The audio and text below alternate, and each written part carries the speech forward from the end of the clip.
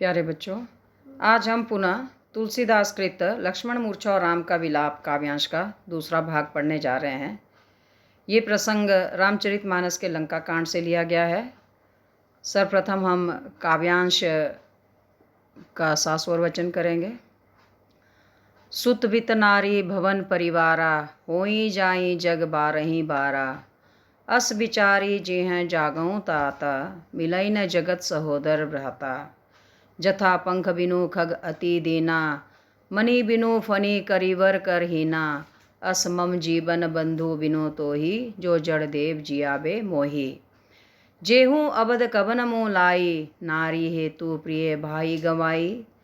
बरु अपजस सहिते हूँ जग माही, नारी हानि विशेष क्षति नाही। सर्वप्रथम इसके शब्दार्थ जान लेते हैं।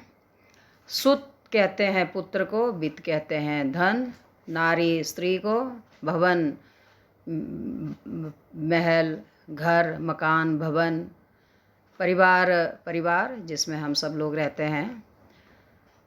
अस बिचारी जीऊँ जागऊँ ताता, है ना। जागऊँ तात यहाँ पर लक्ष्मण के लिए है। अस बिचारी मतलब ऐसा सोचकर, ऐसा विचार कर।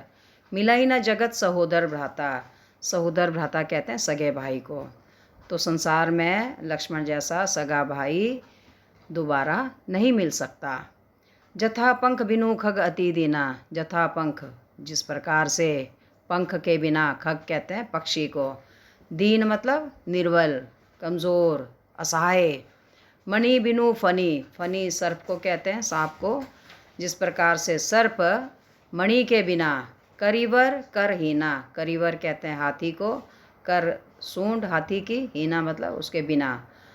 असमम जीवन बंधु बिना तो ही, ऐसे इसी प्रकार से मेरा जीवन भी हे बंधु, हे लक्ष्मण, तुम्हारे बिना होगा, असहाय निर्बल, है ना। जो जड़ देव जियाबे मोही, यदि मुझे विधाता जीवित रखते हैं, जड़ देव जियाबे मोही। जेहूँ अबद कबन मुँह लाई, अबद कहते हैं यहाँ, अबद कहते हैं अयोध्या को, कबन मुँह लाई, किस प्रकार से अपने मुख को दिखाऊंगा। नारी हेतु प्रिय भाई गवाई, नारी के लिए, स्त्री के लिए अपने प्रिय भाई को खो दिया। बरु अपजस सहते हूँ जग माही, अपजस कहते हैं अपयश को, सहते हूँ जग माही, सहन कर लूँगा संसार, जग संसार में। नारी हानि विशेष क्षति नाही, नारी की हानि कोई विशेष हानि नहीं होती है। तो इस प्रकार से राम जी कहते हैं कि पुत्र धन स्त्री महल परिवार ये तो संसार में बार बार मिल सकते हैं, परंतु संसार में सहोदर भाई यानी लक्ष्मण जैसा सगा भाई नहीं मिल सकता।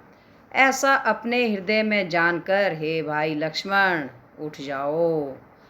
जैसे पंख के बिना पक्षी अत्यंत दीन हो जाते हैं, मणि के बिना सांप और सूंड के बिना हाथी असहाय और दीनहीन हो जाता है, यदि विधाता मुझे जीवन जीने देंगे तो मेरा जीवन भी तुम्हारे बिना ऐसा ही हो जाएगा। अब मैं किस मुंह से अयोध्या जाऊंगा? लोग क्या कहेंगे? लोग कहेंगे कि अपनी पत्नी के लिए अपने प्यारे भाई को खो दिया, गंवा दिया। आगे कहते हैं कि पत्नी की हानि संसार में कोई विशेष हानि नहीं मानी जाती। मैं पत्नी के हरण हो जाने और उसे पुनः ना पाने का अपयश तो सहन कर लूँगा, पर तुम्हें खोने का दुख नहीं सह सकता। तो यहाँ दो पंक्तियों के बारे में आपको एक बार फिर से बता देते हैं। जेहूँ अबद कबन मुँह लाई, नारी हेतु प्रिय भाई गवाई। बरु अपजस सहते हूँ जग माही, नारी हानि विशेष क्षति नाही।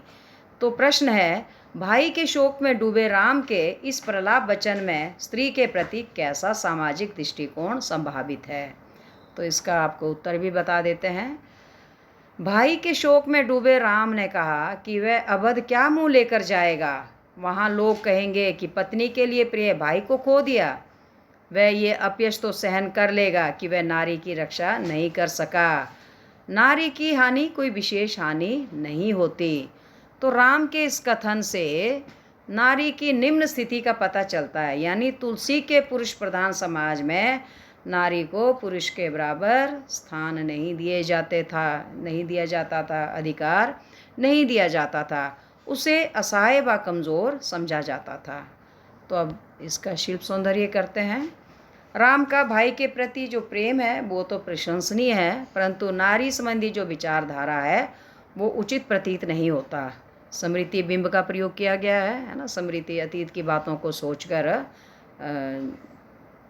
यानी राम जी जो है वो अतीत की बातें सोच कर वहाँ पर जो दृश्य उपस्थित होता है ना, स्मृति बिंब।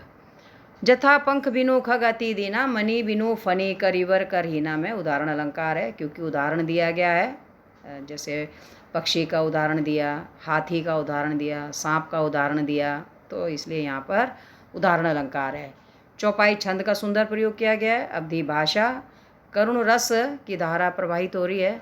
अनुप्रास अलंकार की जो छटा है वो पूरे काव्यांश में देखी जा सकती है।